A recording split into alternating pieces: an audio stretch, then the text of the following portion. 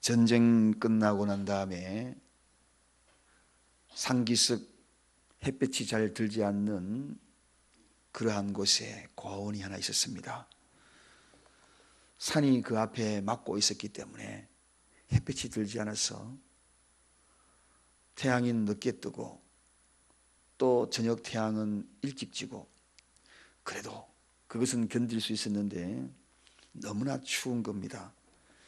햇빛이 제대로 안 비치니, 난방이 제대로 안 되니 고아원이 얼마나 추웠겠습니까?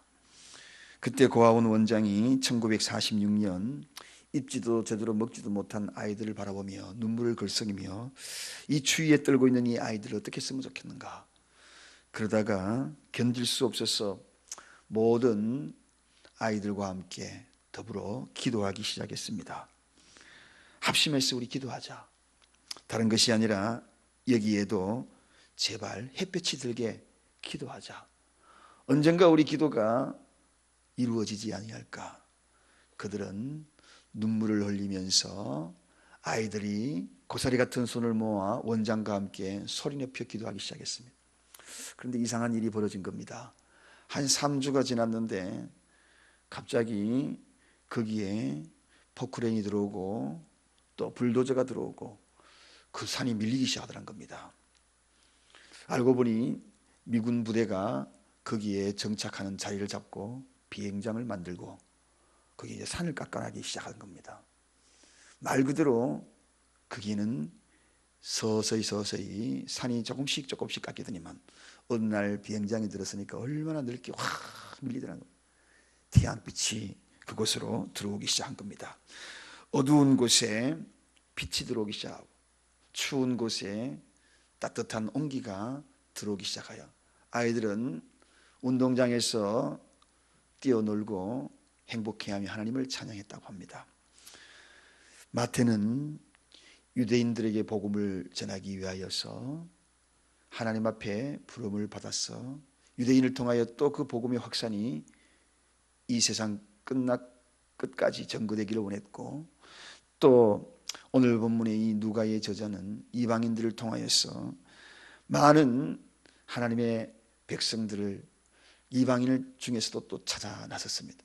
그 가운데에 가난과 소외계층 그리고 여자들, 어린이들, 특별히 그러한 세상에 억눌린 자들에게 이제 빛으로 복음으로 들어가기 시작했던 것입니다. 새 역사가 밝아오기 시작한 겁니다. 마치 고아원에 빛이 비치기 시작했듯 이 세상에 어둡고 그리고 막혀있던 그러한 곳에 새 역사의 새 빛이 밝아오기 시작합니다. 새 시대가 드디어 열리기 시작한 것입니다. 사랑하는 여러분, 누가복음을 묵상해 나가면서 이틀째 여러분의 가정에도 이 말씀과 같이 어두운 골짜기 구석구석 새 빛이 비치는 새 시대가 열리는 은혜가 있기를 원합니다. 해결할 수 없었던 그러한 모든 답답한 문제들, 그동안에 아팠던 것들, 그 모든 것들이 새 시대에 그러한 은혜가 있기를 원합니다. 그래서 우리가 이 새벽에 뭐라고 했나요? 새벽은 우는 시간이다. 우는 시간이다. 운다는 거 얼마나 은혜로운 시간인지 모릅니다. 여러분 사실 그렇잖아요. 여기 남편들은 그렇게 많지 않지만 그래도 오늘은 특별히 제가 이렇게 보니까 특별 새벽 부흥이 하는 것 같아요. 굉장히 새벽을 많이 깨우셨습니다. 정말 중요한 일에 여러분 동참했습니다. 틀림없이 이 시간이 새벽이 여러분을 밝힐 겁니다. 여러분의 울음을 하나님이 들으실 것입니다. 생각해 보세요. 애들이 엄마 나 이거 사줘 그러는데 안 돼 그러다가 그때부터 울면 어떻게 하겠어요? 안 된다고 그랬잖아. 그러다가 또 울고 그러면 할 수 없이 사주는 거 아니겠어요? 하다못해 여러분의 남편에게 아내가 여보 내가 저 마트에 가보니까 깔깔이 치마가 마음에 들어. 나 그거 사줘. 무슨 돈도 없는데 경기도 안 좋은데 그거 사달라고. 밥도 안 먹고 울어보세요. 남편이 뭐라 그러겠어요? 사줄게 제발 울지 마라. 한 3일만 울어보면 학을 띄고 사줄 거예요. 여러분, 이 새벽은 우는 시간입니다. 그리고 하나님 앞에 울고 사람 앞에 웃는 시간입니다. 잘 오셨어요. 이제 여러분의 가정에도 새 시대가 열리게 될 것입니다. 새 여명의 빛이 밝아올 것입니다. 오늘 이 당시에도 정말 400년이라는 암흑기가 있었습니다. 말라기 선지자가 메시아가 올 것이라는 마지막 선포를 난 다음에 정말 예수님을 그토록 기다렸는데 오시지 않거든. 얼마나 답답했겠습니까? 정말 어두웠지요. 정말 추웠지요. 갈증을 느꼈습니다. 그런데 그 암흑을 헤치고 바야흐로 새 시대가 열리기 시작합니다. 정말 율법의 그 위선적인 모든 것들을 이제 은혜 시대로 바꾸는 놀라운 축복의 시간이 밝아온 것입니다. 여러분, 제가 이 은혜라는 단어를 예화를 들어서 말씀을 드렸지요. 율법의 시대가 끝이 나고 은혜 시대가 다가온다. 그래서 세 가지 예를 들으면서 여러분에게 말씀을 드렸습니다. 공의와 자비와 은혜, 비슷한 것 같기도 하고 애매한 것 같기도 하고 뭔가 또 다를 것 같기도 하고. 공의가 뭡니까? 제가 한국 버전으로 바꾸어서 제가 말씀을 드렸습니다. 가령 60km 차를 달려야 하는데 거기에 자기도 깜빡하는 사이에 75km, 80km 달린 거예요. 경찰이 차를 세웠어요. 선생님, 면허증 내미십시오. 선생님은 위반했습니다. 5만 원짜리 스티커를 꺼내야 되겠습니다. 벌금을 받는 거예요. 이게 공의입니다. 자비는 뭡니까? 차를 딱 세웠어요. 똑같이 선생님 위반했습니다. 그런데 선생님, 다시는 그러면 안 됩니다. 여기 잘 펼말 보십시오. 정신 차려야 합니다. 큰일 납니다. 꼭 속도 잘 지키세요. 이게 자비입니다. 은혜는 뭡니까? 똑같이 선생님, 여기는 지금 여기에 몇 킬로인지 아십니까? 이렇게 묻는 것이 아니라 창문을 내리세요 하며 주머니에서 맛있는 카스테라 빵 하나 서 내밀면서, 피곤하시지요? 얼마나 피곤했으면 눈이 침침해서 안 보이셨습니까? 저기 가서 쉬었다가 빵 드시고 가셔요. 이게 은혜입니다. 사랑하는 여러분, 오늘 바로 그 은혜 시대가 임한 겁니다. 빵 드세요. 빵 드세요. 자비 단계 위에입니다. 은혜는 굉장히 하나님이 우리에게 일방적으로 주신 선물입니다. 오늘 저 하늘나라 생명의 떡으로 오신 주님을 예고하는 그 일들이 지금 새 시대가 열리고 있는 겁니다. 말 그대로 율법 시대가 종결이 되고 은혜 시대가 열린 겁니다. 이거는 얼마나 위대한 것이 아닙니다.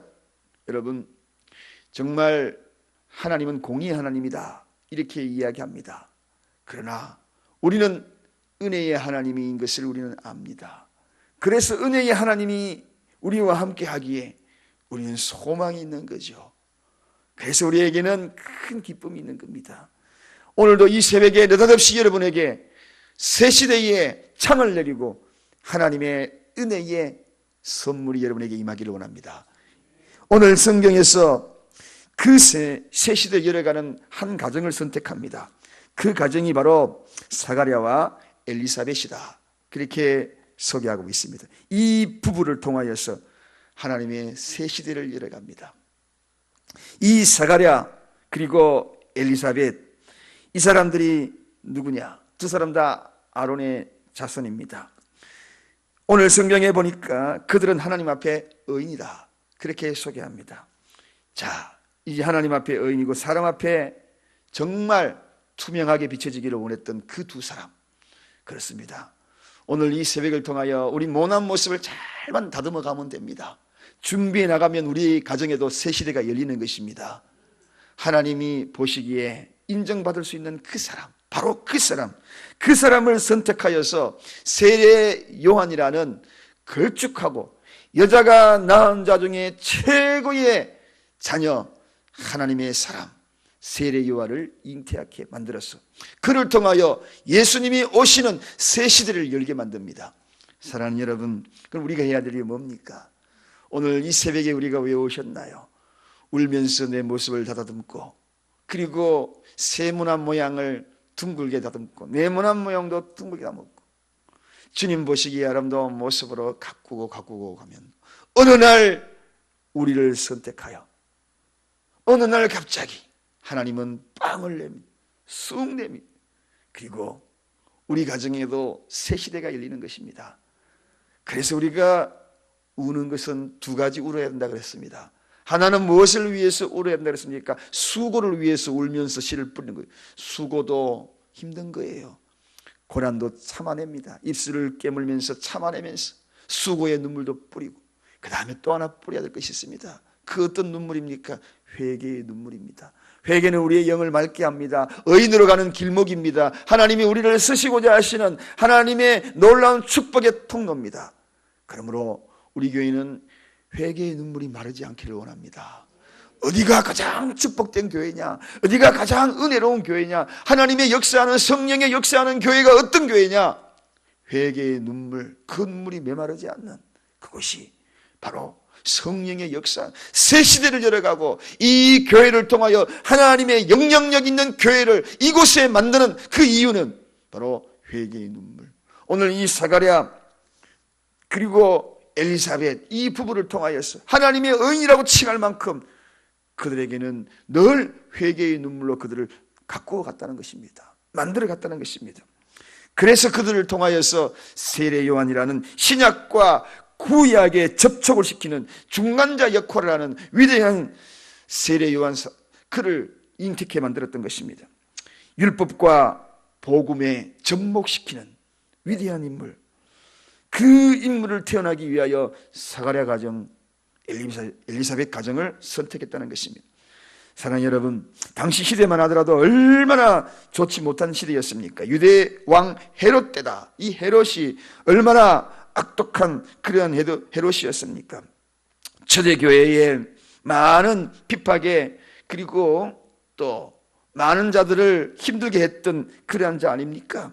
로마의 종속 국가로서 정말 로마와 접목된 그러한 자로서 유대인들을 힘들게 만들었던 그가 바로 이 헤롯 왕이었습니다. 당시에 그런 환경 속에서 세례 요한을 그 가정에 잉태시켜서 새 시대를 열게 했던 것입니다. 저는 오늘 특별히 이 가정, 어떤 가정이었나요? 그들 가정에는 무자하더라, 자녀가 없었더라는 것입니다. 자녀 없는 그 가정, 정말 극한 상황 아닙니까? 그런데 하나님의 방법은 참 이상해요. 없는 가정을 울게 해서, 있게 해서 새 시대를 열었다는 것입니다. 여러분의 가정에 무엇이 없습니까? 없는 그것을 통하여서 하나님의 영광이 나타납니다. 이상해요. 있는 것을 통하여 역사하는 것이 아니라 없는 것, 나의 가장 연약한 부분, 약점 부분, 약함을 들어서 강하게 사는 이 집안의 가장 약점이 뭡니까? 자녀 없는 것이었습니다. 그런데 하나님은 그 가정에 자녀를 있게 해서 결국은 하나님의 위대한 일들을 이루더라는 것입니다. 여러분, 극한 상황에 있는 그 무엇, 없는 것을 통하여서, 가장 약한 것을 통하여서 여러분의 가정을 다시 살린다는 사실을 기억하십시오. 없는 것이 오히려 불만과 원망의 대상이 되지 말고 그 없는 것이 하나님의 영광이 될 수 있다는 사실 꼭 기억하십시오. 오늘 그 한 사람은 사람 앞에 의인 되기를 원합니다. 그러나 하나님은 하나님 앞에 의인 되기를 원합니다. 오늘도 이 한 사람을 통하여서 복음의 빛이 들어오기 시작하여 이 새 시대를 열어갔던 이 사가랴 엘리사벳의 집안이 여러분의 집안이 되기를 원합니다. 넓게는 우리 교회가 되기를 원합니다.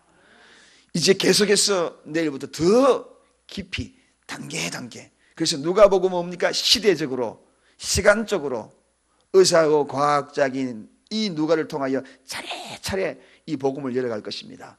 특히나 하나님의 말씀을 잘 알지 못했던 이방인들, 그들에게 또 복음의 확신성이 없던 그들에게 확신성을 심어주는 그러한 일들이 계속 펼쳐질 것입니다. 이 새벽에 함께 은혜를 계속 누리기를 원합니다. 새 시대 여러분 가정에도 열릴 것입니다. 기도하겠습니다.